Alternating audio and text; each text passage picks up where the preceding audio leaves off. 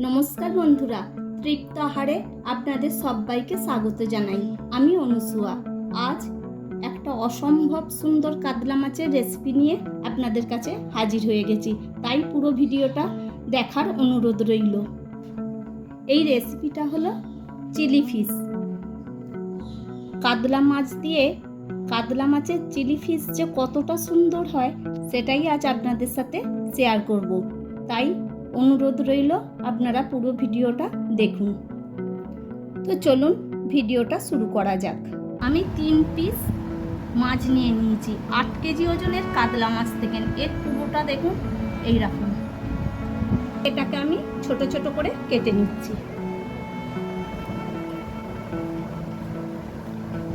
এই বড় মাছ থেকে হলে কি হয়, এর কাঁটাটা কম হয়।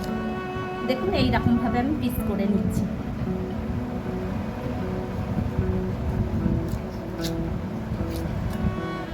একটা পাত্র নিয়ে নিয়েছি, এর মধ্যে মাছটাকে আমি তুলে নিচ্ছি। এক চির পাতি লেবুর রস নিয়ে নিয়েছি।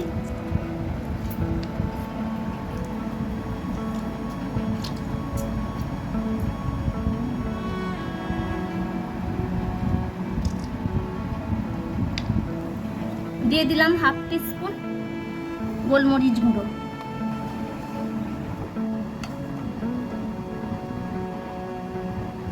টিস্পুনের 4 ভাগের 1 ভাগ জিরের গুঁড়ো, হাফ টিস্পুন হলুদ গুঁড়ো, হাফ টিস্পুন শুকনো লঙ্কার গুঁড়ো, হাফ টিস্পুন নুন, 1 টিস্পুন কাঁচা লঙ্কা বাটা আর আদা বাটা।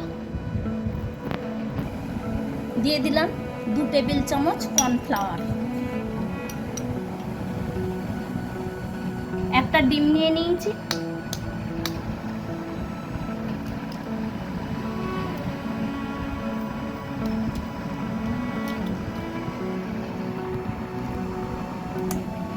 এবার ডিমের কুসুমটা আমি পুরোটা দেবো আর অল্প একটু সাদা অংশটা দেবো।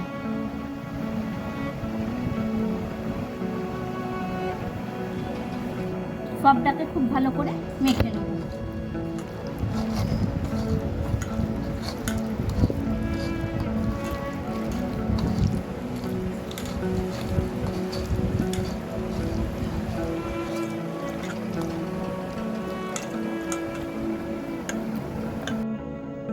আমি নর্মাল ফ্রিজের মধ্যে 2 ঘন্টা রেখে দিয়েছিলাম।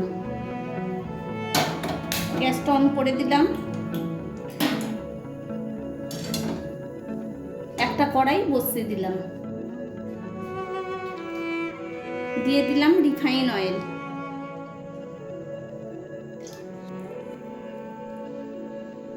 তেলটা খুব ভালোভাবে গরম হয়ে গেছে। গরম তেলের মধ্যে ম্যারিনেট করা মাছটা আমি দিয়ে দিচ্ছি।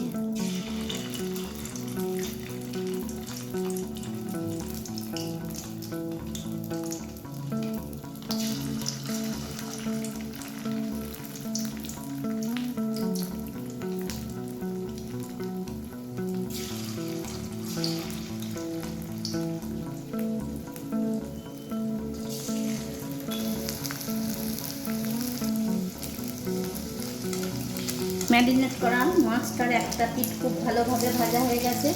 এবার অপর পিঠটাকে এইভাবে উল্টে দিচ্ছি।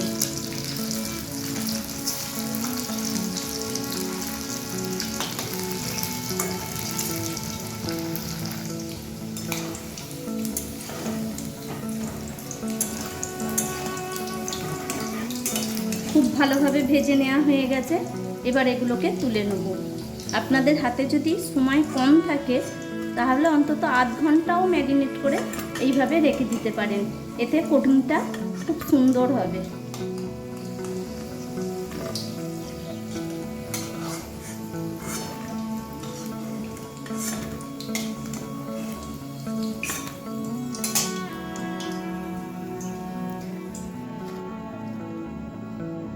দেখুন কত সুন্দর কোটিংটা হয়েছে। বাকি মাছগুলোকেও এই একইভাবে ভেজে নেব।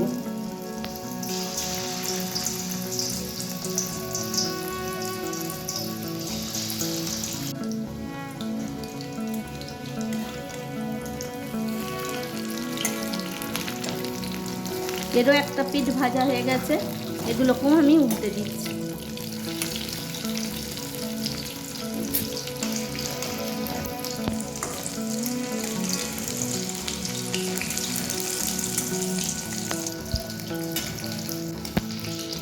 দ্বিতীয় ব্যাচের মাছগুলোও সব ভাজা হয়ে গেছে, এগুলোকে আমি তুলে নিচ্ছি।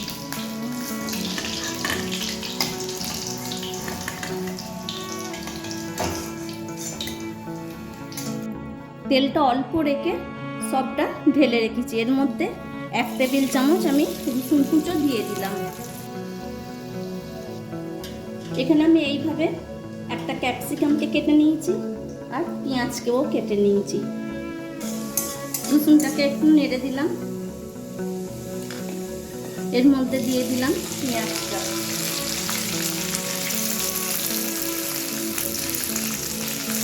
দিয়ে দিলাম ক্যাপসিকাম কাটাটা। এবার এটাকে একটু ভেজে নেব।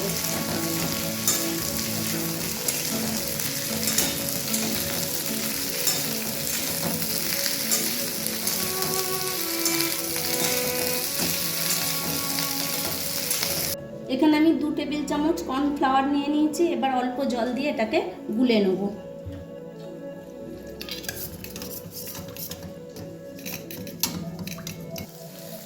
ক্যাপসিকাম আর পেঁয়াজটা আমি 3-4 মিনিট সময় ধরে এইভাবে ভেজে নিয়েছি। এবার এর মধ্যে দিয়ে দেবো 1 টেবিল চামচ কাঁচা লঙ্কা আর আদা থেঁতো করে নেওয়া। সবটাকে খুব ভালোভাবে মিশিয়ে নেব।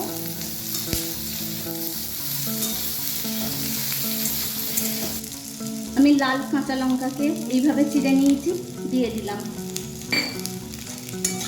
এটা দেওয়ার পরও আমি একটু নেড়ে নিলাম। দিয়ে দিলাম স্বাদ অনুযায়ী নুনটা, 1 চিমটের মতন হলুদ গুঁড়ো, 1/2 টিস্পুন গোলমরিচ গুঁড়ো, খুব সামান্য একটু লঙ্কার গুঁড়ো, 1/2 teaspoon Kashmiri red chilli powder. টকের ব্যালেন্সটা ঠিক রাখার জন্য চিনি দিয়ে দিলাম 1/2 টিস্পুন। যেহেতু এটা সস দিয়ে তৈরি হবে তাই চিনিটা অল্প একটু দিতে লাগে। সবটাকে খুব ভালোভাবে মিশিয়ে নিলাম।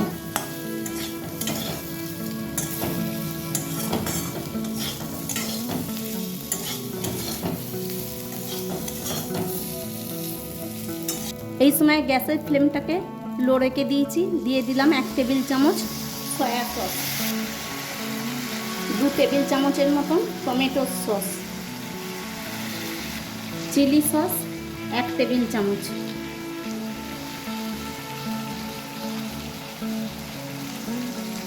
এক টেবিল চামচ ভিনিগার। অল্প একটু জল দিয়ে মশলাটাকে আমি রেডি করে নেব। সব সস দিয়ে মশলাটা আমি রেডি করে নিচ্ছি।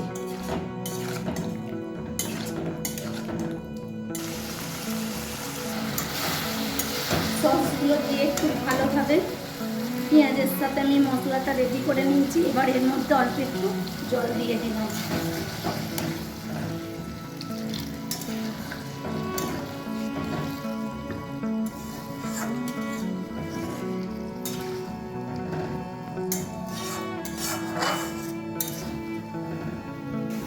এবার ফ্রাই করা মাছটা আমি দিয়ে দিলাম। সবটাকে খুব ভালোভাবে মিশিয়ে নেব। এবার একটা ঢাকা আমি দিয়ে দিলাম। আমি মিনিট 4 পর ঢাকাটা খুলে দিলাম।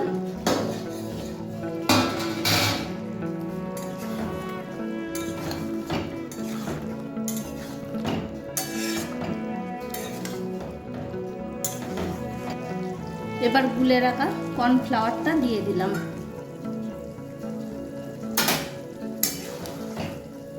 সবটাকে খুব ভালোভাবে মিশিয়ে নিলাম। কর্নফ্লাওয়ারটা দেওয়ার জন্য গ্রেভির ঘনত্বটা খুব সুন্দর আসে, তাই কর্নফ্লাওয়ারটা অতি অবশ্যই দিতে লাগবে। এবার গ্যাসের ফ্লেমটা আমি অফ করে দিচ্ছি। এটা আমার সম্পূর্ণ তৈরি হয়ে গেছে। বন্ধুরা, আমার চিলি ফিশ তৈরি হয়ে গেছে। এটা রুটি, পরোটা, রুমালি রুটি, ফ্রায়েড রাইস, পোলাও সবের সাথেই খেতে দারুণ লাগবে।